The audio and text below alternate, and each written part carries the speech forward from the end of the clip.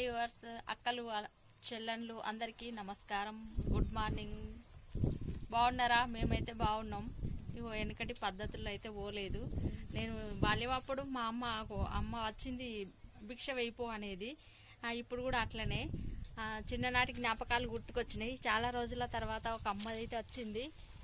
వాళ్ళ వంశ పారంపర్యం అట. నేనైతే ఇక వేస్తున్నాను అమ్మకు ఏదో అలా తోచినంతలా. అమ్మ మాటల్లో మనం ఆమె మాటలు విందాము.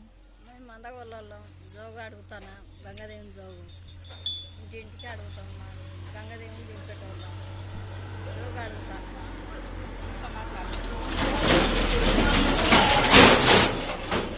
వేసేటోళ్ళు వేస్తారు 100 రూపాయలు, 20, 116 వేసేటోళ్ళు గంగదేవునికి వేస్తారు.